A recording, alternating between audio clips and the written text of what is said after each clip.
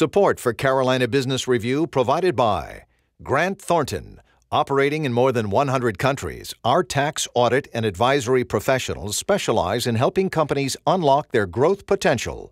Grant Thornton, an instinct for growth.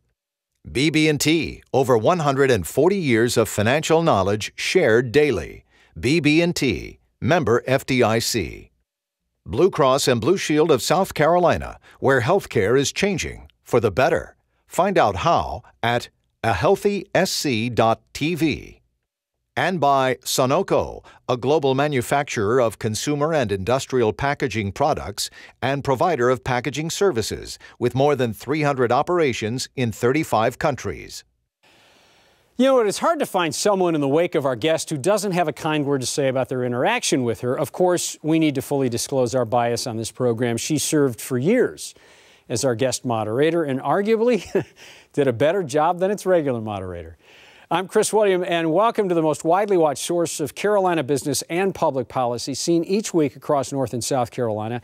This time, our special guest is Secretary of Commerce for the Tar Heel State, the Honorable Sharon Decker. We have much to talk about, and we will begin in just a moment.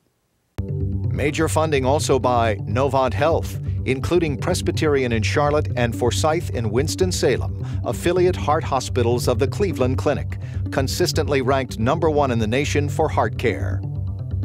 The Duke Endowment, a private foundation in Charlotte, enriching communities in the Carolinas through higher education, healthcare, rural churches, and children's services. And by Blue Cross and Blue Shield of North Carolina. Who's responsible for rising healthcare costs? Join Blue Cross and Blue Shield of North Carolina and many others in a candid discussion at letstalkcost.com. This edition of Carolina Business Review was recorded April 26, 2013. On this week's program, an executive profile featuring Secretary Sharon Allred Decker of the North Carolina Department of Commerce. Now, Chris William. Hello, welcome to our program. Your Honor, welcome. Thanks. It's great to be with you, Chris. I'm terrified on this side of the seat. I don't know what to do on this side. I know how to ask the questions. Let's see if I can answer them. That's the hard part. Well, and somebody, Mark Boone, our content producer, Mark said, you know, maybe you just need to interview yourself and I need to go over here and watch. That's right. Just talk to myself for 30 minutes, right? No, much more fun to be with you. We need to have some decorum here, Your Honor. And first of all, congratulations on the job. Thank you. I think. I mean, this is going to be, wow. It's a challenge, Chris, but I'm very excited about it. And I am engaged in it in a way I never anticipated. This wasn't something I was looking for or that I ever asked for. But it feels right. And so we're trying to move forward to make things better for North Carolina. So let's start. This state's chief executive, Pat McCrory, who I know you know well, you worked with for many years. Mm-hmm. Governor McCrory is said on many occasions, talked about the brand of North Carolina, how we need to have a unified brand. What does that mean? Well, it means that there's real clarity about who we are as North Carolinians. You know, there's so much clutter in communications today. I mean, there's television, there's radio, there's internet. They're all modes of communication and messages coming at us all the time. And in a world where people are making decisions every day about where they live, where they work, where their companies will operate, where they'll begin their businesses, and they're looking around, we've got to somehow break through that clutter. And I think one of the ways we can do that, I agree with the governor, is real clarity around the North Carolina brand, who we are. When you think about North Carolina, what do you think about? We've been doing a little research around that, and folks immediately think about beauty. I mean, just think about the gorgeous landscape of the state of North Carolina. That's a real advantage to us in terms of lifestyle and attraction for people. It's a beautiful place. But the thing that stands out most to businesses are great people. You know, we are hardworking people, committed, dependable, good people who are trying to do the right thing. So North Carolina has a brand, but we think it's time to bring some clarity to what that brand is and communicate it to the world. And the world is important because we're in a global economy. North Carolina has great product that's being developed here, and we're ready to export it all over this world. So how do you clearly are excited about this job. I am. Before we get into some of the minutia about this, Madam Secretary, now that you've got this job, what did you not expect about this? What was I never thought it was going to be this way, or I didn't see that, or Oh, Chris, boy, there's a lot. We can talk about that for the whole show. I think that the first thing that's been kind of a surprise, you hear government is slow. It's difficult to get decisions made, but it's really slow. I'm challenged every day with just the complexity of what I call the third dimension, the political dimension. Managing businesses all these years, I know how to do that. I know how a private enterprise operates, and I know how to make decisions in that environment. But you add the political dimension to it, and it changes it up a little bit. So I am challenged by the complexity of that and how that changes the decision process, because there are a lot of other factors to weigh in. Is it this or that? Yeah. Now there's it could be that, Right. And so it's slower than I anticipated it would be. It's slower because you want to be politically correct? Well, I think there are a lot of people who want to be politically correct. I come at this from a non-political perspective. I think the charge the governor gave me was to come as a business person to state government and help us determine how do we best get this economy going. What is the role of the state of North Carolina in recharging this economy and getting us back in positive job growth? We've been in net job loss for 8 years. So how do we turn that tide? And so I've approached it as a business person. So I'm finding you can do that, but it's challenging because there is a political dimension, and you can't ignore that. That's the democratic process in play. So here's the thing. How do you do that? This is the first time Republicans have been in control since Reconstruction. Right. So you've got some opponents saying Republicans are overreaching. They're trying to get a whole bunch of stuff done in a short period of time. They're trying to even the balance out. So how do you work within a system that's still fairly divisive when it comes to politics and maintain a positive attitude and say, no, come along with us because this is what we're trying to do? I think it's clarity of focus, and I think the governor's laid that out for us with a focus on the economy, efficiency, and education. And if we don't make progress in any other way, we're going to stay focused on the 3 E's and focus on education from K through 12 through community colleges and universities. We need to have the best education system in the country, if not in the world, and we need to be focused on developing kids to be the best of what they were created to be. Everybody doesn't have to fit the same mold, and we need an educational system that allows them to be successful and succeed.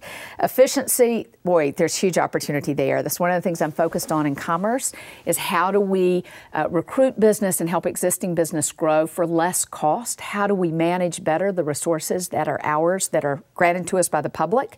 And then, focusing on this economy. How do we grow jobs? How do we help our existing companies to be more successful? And how do we raise the bar for North Carolinians so that everybody here has the chance for full employment, making more than a living wage, so that they can provide for their families and this economy can grow again? So how do you do that? How do you become more efficient that doesn't mean job loss to some people? Can you do that? Yeah, you can do it, but it means you have to create more jobs. So indeed, let's look at textiles, for example. We lost so much of that in the Carolinas, yet there is a resurgence in advanced textile manufacturing in North Carolina and in this country. I'm talking with businesses every week that are trying to get manufacturing back here because they're new technologies. Indeed, they don't employ as many people, and they have to hire people with a strong technology skill set. So we've got a lot of work to do in that regard, but still great employment for North Carolinians. And so that means you've got to recruit more of those companies, and you've got to help more of our existing companies grow. Just talking with the folks over at Far Yarns just a couple of weeks ago, and Bill Kostarfin there was saying, this isn't the company that I worked in growing up through high school, that was greasy and dirty and was challenging to work in. Now I walk into a plant that is technologically advanced, that is clean, that is amazing, and fewer people, but folks with a different skill set that are doing amazing work. And so we've got to help companies like that grow, and we've got to bring more companies like that to North Carolina. So how do you do it within the context of the public, that's not fair to say. How do you do it within the context of the political debate that goes on now to make sure, and Madam Secretary, I know you and I know how you tend to look at things that are optimistic, and I think that's appropriate, but how do you maybe drag everyone along with you, especially when it comes to intergovernmental relations, when you know, they're not connecting and they're not even talking. Yeah, it is about the conversation. I spend an awful lot of my time going from one person to the next talking about our vision for change in this economy. I mean, we're taking a radically different approach to commerce than has been taken. We are talking about creating a public-private partnership. That's a pretty radical shift, but it positions us to move a lot faster, to be more nimble. The research has told me that we are not losing opportunity in North Carolina because we aren't putting enough money on the table. We're losing it because we can't move fast enough and we don't make our decisions quick enough. And so I think my job on the front end of this is a lot of conversation with folks of both parties and in both houses of the legislature, talking about those elements where we can agree that the state can move forward. And it takes a positive attitude to do that because, you know, as I say to folks, I keep walking into buzzsaws and I didn't even know there was a saw anywhere around. But that's the nature of it, you know, because we each come with a different perspective. And so I think my challenge is to find those places of common ground. And one thing we all agree on, North Carolina is a great state, great people here, and we need more jobs, and we need good quality jobs in the state. So I'm kind of fortunate in the work that I'm in that there is a common ground, and now we just have to find the ways we agree that we can get there. And there's a lot of controversy in that. The issue of incentives is one that is debated continuously. We are focused on tax reform, and gee, there are 1,000 ways to get reform in the state. It's easy for me to see why folks haven't been dealing with tax reform. It is messy and it's very political, but we are determined that we're going to make our tax rates more competitive in North Carolina. So, Madam Secretary, how do you know, Senator Rucho from Mecklenburg County is out there is the point of the spear on tax reform. You've got others that have different initiatives going on. I mean, how does commerce, what is commerce's place in some of the public debates that go on in things that are not traditionally commerce? Well, do you have a place there? Yeah, I do have a place there. I'm in those conversations weekly about tax reform and the trade-offs that we have to make in order to get competitive again. A part of that conversation, because I think I come to the table as a business person, as a person now responsible for commerce for the state. And that's a perspective this governor cares about because it is about personal income tax, but it's also about corporate income tax, franchise tax. There are many elements to the tax system in our state, and they all impact businesses and they all impact individuals. So I do have a perspective to bring to that table, and we have to talk about how do we get competitive. That's a key responsibility of commerce, is being sure we stay in a competitive position, and that has to do with taxes, it has to do with incentives or investments that we might make in business. The business climate is a part of that competition as well. So let's go back to the Partnership for Prosperity. It's the new vision of what North Carolina commerce needs to look like. Right. If you make these dramatic changes, and I'm assuming these are DNA changes in how the department has worked, what happens to some of those old relationships with the 7 different economic groups across North Carolina? I mean, they've got to be concerned about... Well, sure, they're concerned, and we're rethinking all of it. As we said from the beginning, Chris, it's all on the table because we know we've got to think differently about how we grow business in North Carolina. And so I think, you know, I've been a change agent all of my career. You know that's the work that I've done in the places that I have been, and I think that's what the governor's asked me to do here, is to look freshly at what we're doing. So, you know, the approach I've taken is to say, here's where we're headed. I don't know how we're going to get there. I don't know what the elements are. And there's risk in that because you kind of let the cat out of the bag, and yet we don't know everything that's going to happen in between. But we are involving the regional developers in that decision process. We're getting their ideas in the process, their input, doing a lot of listening. So we're not doing this in a vacuum. But of course there is concern. But I'm clear that there will be folks at a local level all over North Carolina. Economic development really happens at a community level. The state has a role to play in setting policy. The state has a role to play in providing financial support for business growth in the state. But it really happens in relationship at a local level. And so it's going to be very important that whatever shape commerce takes moving forward, this North Carolina Economic Development Corporation, that there are folks locally placed all over the state of North Carolina. So the governor will introduce legislation to make this happen, to make this official, to make it legal. Right. Can you give us a timeline on what this will look like? When will the new Department of Commerce be in business? We'll start implementation midsummer. I think once this budget is passed and the bill is passed that will support the formation of the partnership, we will lay out an implementation plan that will start this summer. I'm hoping we will have a new brand defined by the first part of 2014. So I think we will be in new organizational shape by the first of the year and introducing a new brand and a new posture for North Carolina. Wow, all very exciting. One of the priorities that you have staked out, Madam Secretary, is education. You clearly said it's one of the top. And when you talk to business people in both North and South Carolina, it is the top issue. Yeah. And a lot has to do with K through 12. I know the governor made comments about he wants those liberal arts kids coming out of the UNC system to be more fit into the system. But when you look at education, what bully pulpit or what leverage can Commerce bring to help the General Assembly understand, if that's the case, understand that education really does need to be the, if not a top priority? Well, it's easy for me to say that businesses tell us one of the reasons they come to North Carolina, if not the primary reason, is great people, good people. And they talk about the power of our community college system to equip those folks for jobs. We have an amazing track record working with companies that are relocating to North Carolina and existing companies growing in the state, where our community college does the training and customized training for those professions. And so we've got a great track record, and it's something we've got to be sure that we keep defining and refining.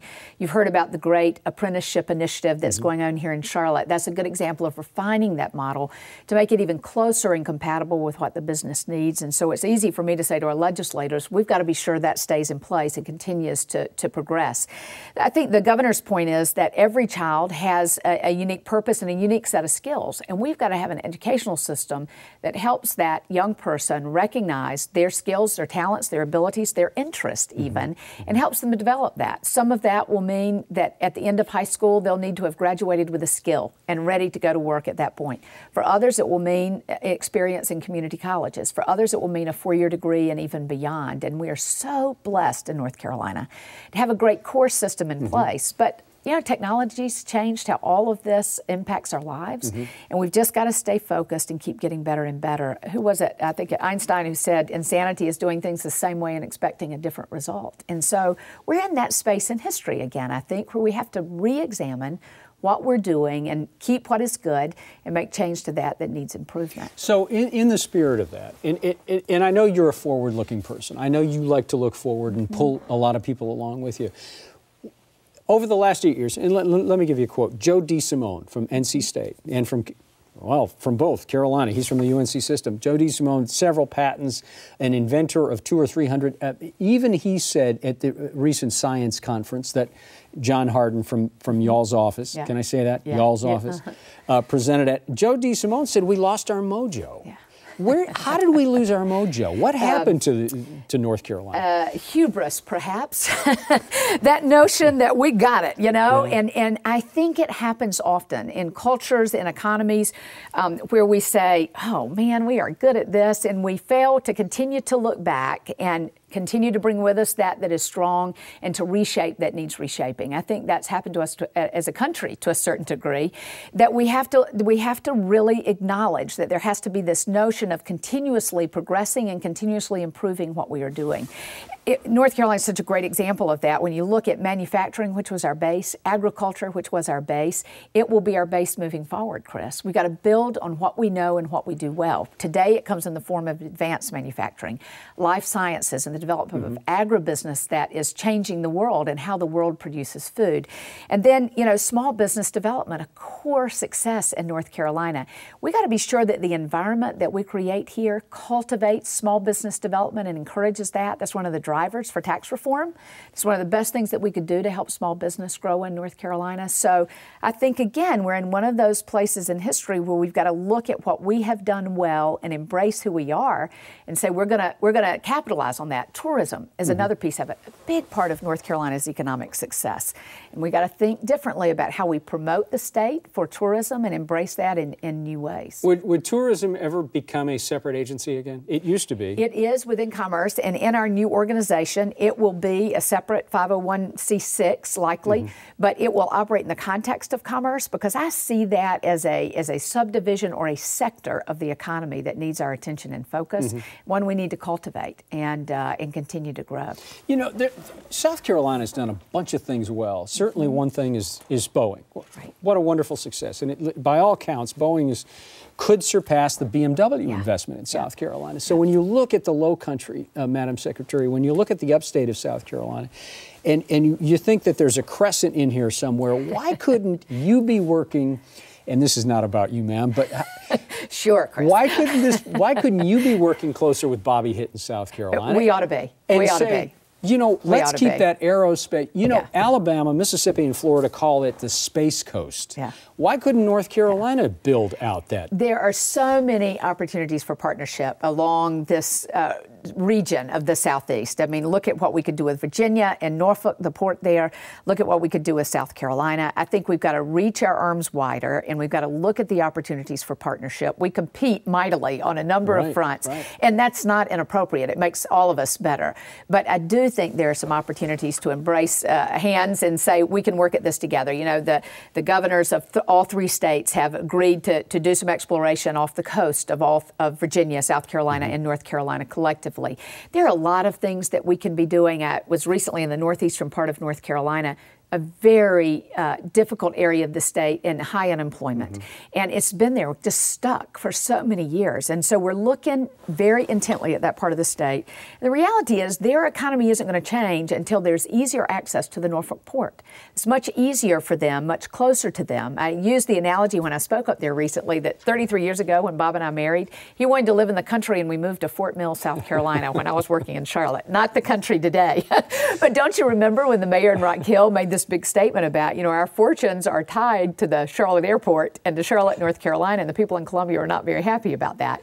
The reality is it's a regional economy. So I couldn't agree with you more, Chris. There is an opportunity to look at that with South Carolina and Virginia. How do you break through those political barriers? I think you just reach out and start the conversation. And I think that's what all change is predicated on, a willingness to reach across the state line or across the aisle in a state house to say, there's some common points here where our whole bar can rise together as we work together. You know, I just thought of this, but there's a lot of Duke alum in the administration. Of course, the governor, yourself, Tony Alameda, and Duke had the responsibility. Duke, I think one of the things that Duke did well back in the day, and I have no opinion now, but back in the day, Duke did a really good job in economic development because the footprint was where it was. Absolutely. And there wasn't that political boundary issue. There wasn't. I thank God often for the chance to have worked for men like Bill Lee and Bill Grigg and others who modeled for us what it means to be leaders and to lead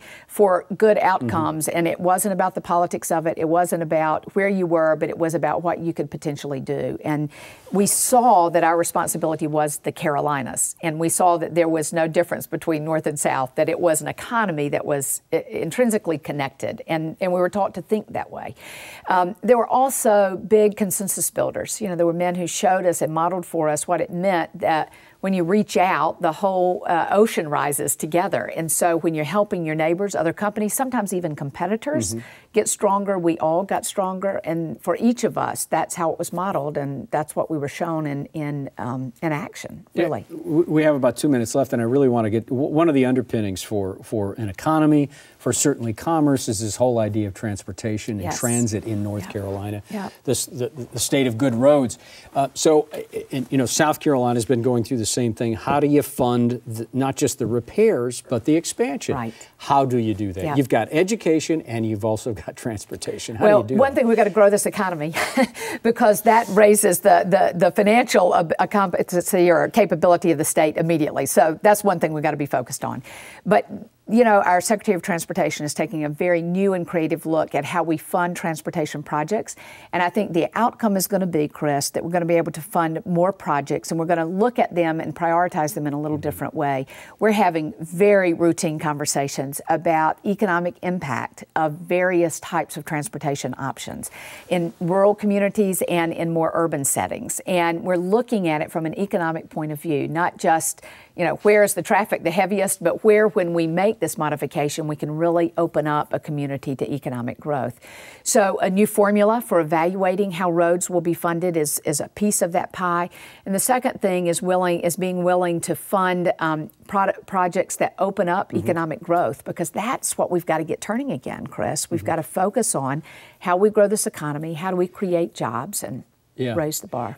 You know, it's been a half an hour and we are out of time. And, you know, you didn't need me here once again. Once again, you could have done this program and interviewed yourself. No way. It's been fun to be with you. It is great to be with you. Great to have you in the job. And thank you for being a guest on this program. And I hope you will come back. I will. in not too distant future. Thank you, Madam Thank you. Secretary. Good to have you on this program, and thank you for the job. Thank you for watching. We hope all your business is good and that your weekend is too. Good night. Major funding for Carolina Business Review was provided by the Duke Endowment, a private foundation in Charlotte enriching communities in the Carolinas through higher education, healthcare, rural churches, and children's services. Blue Cross and Blue Shield of North Carolina. Who's responsible for rising healthcare costs? Join Blue Cross and Blue Shield of North Carolina and many others in a candid discussion at letstalkcost.com. Grant Thornton, operating in more than 100 countries, our tax, audit, and advisory professionals specialize in helping companies unlock their growth potential. Grant Thornton, an instinct for growth. Novant Health, including Presbyterian in Charlotte and Forsyth in Winston-Salem, affiliate heart hospitals of the Cleveland Clinic, consistently ranked #1 in the nation for heart care. Sonoco, a global manufacturer of consumer and industrial packaging products and provider of packaging services with more than 300 operations in 35 countries. Blue Cross and Blue Shield of South Carolina, where healthcare is changing for the better. Find out how at ahealthysc.tv. BB&T, over 140 years of financial knowledge shared daily. BB&T, member FDIC. And by viewers like you. Thank you. Promotional consideration provided by Business North Carolina Magazine. For more information, visit carolinabusinessreview.com.